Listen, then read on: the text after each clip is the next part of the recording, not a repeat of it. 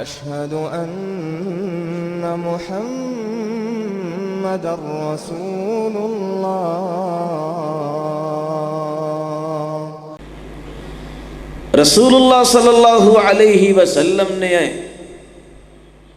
کس طرح چپکے سے اپنی بیوی سے بات کی، اللہ نے قرآن بنا کے نازل کر دیا، اور وہاں بھی کیا، آپ کی اس گفتگو کو بھی حدیث کہا۔ وَإِذْ أَسَرَّ النَّبِيُّ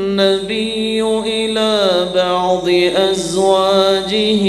حَدِيثًا، جب اللہ کے پیارے پیغمبر صلی اللہ علیہ وسلم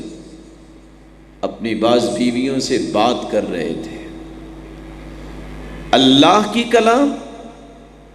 فرشتوں کی کلام، انبیاء کی کلام اور سرتاج رسل کی کلام کو حدیث کہا گیا۔ بالفاظ دیگر ہر وہ کلام جو تقدس والی، عظمت والی، جلالت والی ہے، اس کے لیے اللہ تعالیٰ نے لفظ حدیث کو پسند کیا ہے، اور کہنے والے نے کتنا ہی اچھا کہا، وہ تو علام الغیوب تھا اور ہے، خالق و مالک، اس کو تو پتا تھا کہ ایسی نسل بھی آئے گی جو لفظ حدیث سے ہی ان کو دکھ ہوگا،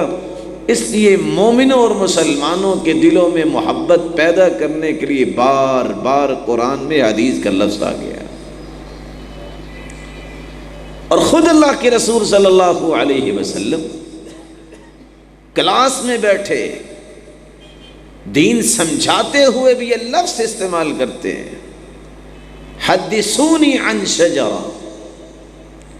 ایسے درخت کے بارے میں میرے صحابہ مجھے بتاؤ،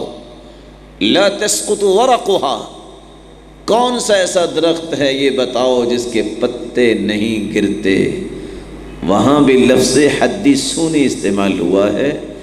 یہ محدثین کی گھڑی ہوئی اصطلاح نہیں ہے، حدیث یہ رب کی پسند ہے، یہ رب کی طرف سے نازل شدہ ایک نعمت ہے جس کو آج امت چھوڑ کے ذلت کی راہوں کو اختیار کر رہی ہے۔ حدیث اگر اس کے اصطلاحی میدان میں اترے، ما اضیف الی النبی صلی اللہ علیہ وسلم من قول او فعل او تقریر، ہر وہ بات جو رسول اللہ صلی اللہ علیہ وسلم کی زبان اقدس سے نکلی ہو،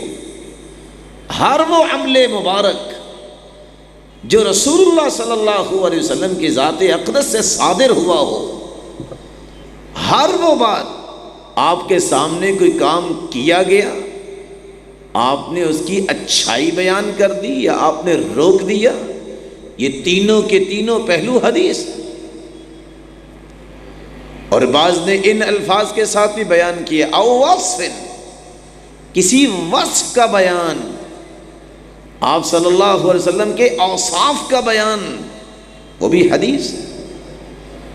اور بعض نے ان الفاظ کے ساتھ اضافہ کیا، او صفت خلقیہ او صفت خلقیہ، آپ کے اخلاقیات کا تذکرہ اور آپ کی سیرت اور صورت کا تذکرہ جس میں ہو، وہ بھی حدیث ہے۔ اور میں بات کو آگے چلانے سے پہلے ایک بات بڑی محبت اور احترام سے پیش کر دوں، جس کو دل میں جگہ دیجئے گا، جس شخص کا حدیث پر ایمان نہیں ہے اس کا قرآن پر بھی ایمان نہیں ہے۔ کچھ سوچنے والے سوچ رہے ہوں گے یہ کیا ہو گیا، یہ اس طرح ہوا، اللہ کے رسول کی زبان سے نکلی بات حدیث ہوتی ہے، اور قرآن کا مصدر صرف ایک راستہ ہے، ایک ہی مصدر ہے، اللہ کے رسول نے فرمایا کہ یہ قرآن جبریل لے کے آئے ہیں، قرآن کا اور تو راستہ ہی کوئی نہیں۔ جب آپ کی زبان پہ وہ آیتیں جاری ہوئیں تو آپ کی زبان سے نکلنے والی بات حدیث ہوتی ہے، پہلے حدیث کو مانیں گے تو قرآن پر ایمان ہوگا، وگرنہ حدیث کو جو نہیں مانتا وہ قرآن پر ایمان رکھتا ہی نہیں۔ قرآن مجید میں اللہ رب العزت نے حدیث کو وحی کہا ہے، حدیث کو نعمت کہا ہے۔ وَمَا يَنطِقُ عَنِ الْهَوَىٰ إِنْ هُوَ إِلَّا وَحْيٌ يُوحَىٰ۔ آپ کی زبان اقدس اس وقت تک حرکت میں نہیں آتی تھی جب تک وحی نازل نہیں ہو جاتی تھی۔ یہ ایک الگ میدان ہے، قرآن وحی جلی ہے اور حدیث وحی خفی ہے۔ رسول اللہ صلی اللہ علیہ وسلم کے پاس جبریل حدیث بھی لے کر آتے تھے، اکیلا قرآن لے کر نہیں آتے تھے۔ ابو طلحہ رضی اللہ تعالیٰ عنہ سے روایت ہے، رسول اللہ صلی اللہ علیہ وسلم نے فرمایا اتانی آت من عند ربی، میرے صحابہ میرے پاس ایک آنے والا آیا جبریل، اور آ کے کہنے لگا من صلی من امتک صلاة واحدا كتب اللہ له 10 حسنات ومحى عنه 10 سیئات ورفع له 10 درجات ورد علیہ مثلها، کہ آپ کی امت میں سے جو ایک مرتبہ درود پڑھے گا 10 نیکیاں لکھی جائیں گی، 10 گناہ معاف ہو جائیں گے، 10 درجات بلند ہوں گے، اور اسی طرح اس پہ اللہ تعالیٰ اپنی رحمت کا نزول فرمائیں گے۔ حافظ قرآن بیٹھے ہیں، یہ حدیث کا، یہ قرآن کے کس پارے میں ہے؟ جبریل لے کے آئے۔ کس سورت کے یہ الفاظ میں نے پڑھے؟ یہ حدیث کے الفاظ ہیں جس کو امام البانی رحمۃ اللہ علیہ نے بھی صحیح الجامع میں نقل کیا۔ ابی بن کعب رضی اللہ تعالی عنہ فرماتے ہیں اللہ کے رسول صلی اللہ علیہ وسلم نے فرمایا جاءنی جبریل، میرے پاس جبریل آئے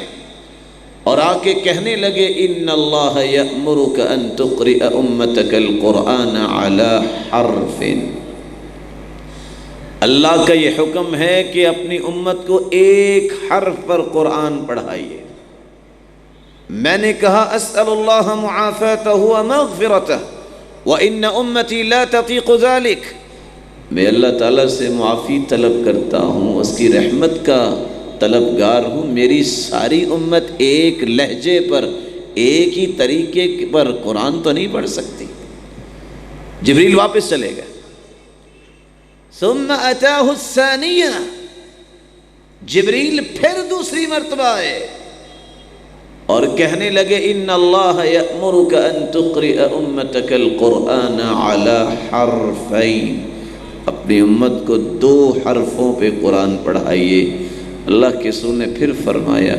اسأل اللہ معافاتہ ومغفرتہ، میں اللہ تعالیٰ سے بخشش طلب کرتا ہوں، اللہ سے معافی کا طلبگار ہوں۔ ان امتی لا تطیق ذلک، ساری امت، اس میں عربی بھی ہوں گے عجمی بھی ہوں گے، 2 طریقوں پر تو نہیں پڑھ سکیں گے۔ جبریل پھر واپس چلے گئے۔ میں صحیح مسلم کی روایت کوڈ کر رہا ہوں۔ ثم جاءہ الثالثہ، تیسری مرتبہ جبریل آئے اور آ کے کہتے ہیں ان اللہ یأمرک ان تقرئ امتک القرآن علی 3 احرف، اپنی امت کو 3 حرفوں پہ قرآن پڑھائیے۔ آپ نے پھر وہی جواب دیا، جبریل پھر واپس چلے گئے۔